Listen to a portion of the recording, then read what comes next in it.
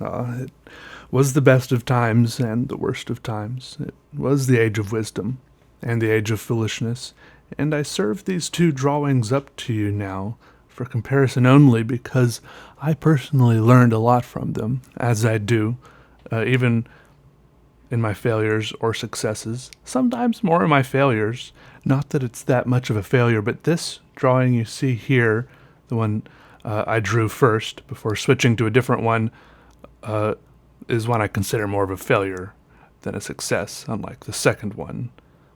I do usually find myself, or often, I don't know if usually, but quite often I do find myself disliking my own drawings, either at the beginning of the drawing or sometimes in the middle, and I've found this feeling so common that I've learned to push through it and ignore it and revel in the idea that at some point later on in the drawing or when I'm finished or even after I'm finished and I look at it the next day that I will enjoy the drawing later on. I'll look at it and be happy that I drew it. But this drawing, I never quite got to that point. And I feel like I gave it a good chance. I gave it a fighting chance. I drew this drawing for about 5 or 6 hours. But at some point, you just gotta pull the plug. It's okay. Like I said, I learned a lot from it. It's the whole time you're drawing a drawing, you don't feel like drawing. I mean, I like the feeling of drawing the lines. That was not regrettable. I enjoyed sitting there, pulling the tip of the pen across the paper, watching the lines form on the paper. But it's even that much better if you enjoy the overall shape that the drawing is taking on the paper, right? That's also a good feeling. And so the whole time I was drawing this, I was a little bit frustrated. There's a little bit of a static whine in the back of your head thinking, why isn't this working out?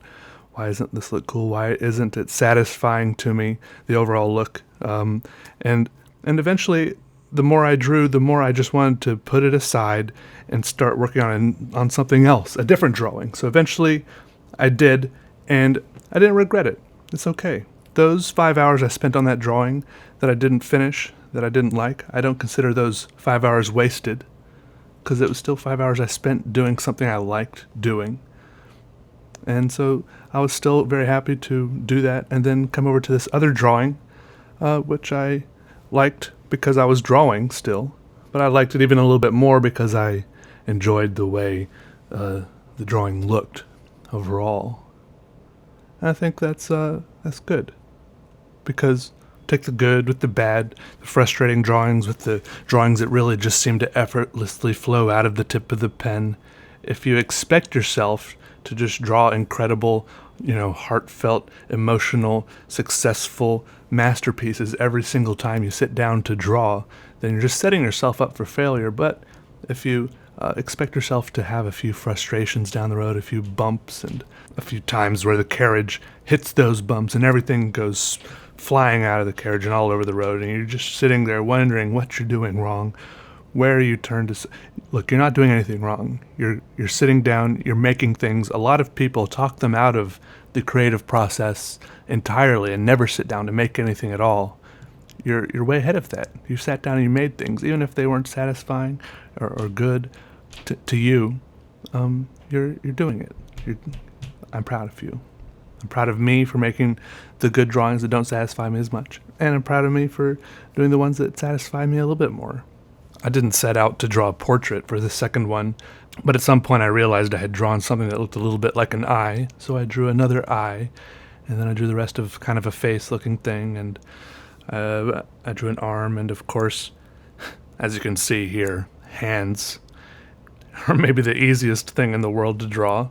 Threw a couple of hands in there and turned it into a bit of a scene, a little bit skewed maybe, but that's okay.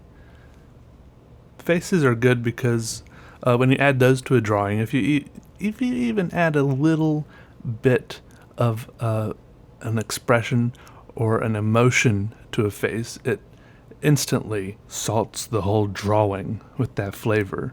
Just like the tiniest drop of food coloring in a big jug of water will affect the whole thing. It only takes a little bit. Even a mannequin has a a little bit of an expression on his face. An expressionless face even goes a long way. I'm not saying you need to add faces to all your drawings, but it seems like our human eyes and our minds seek out faces everywhere. And even when I draw drawings without faces, people are like, I see a face there. I see faces. I see eyes everywhere. It's all right.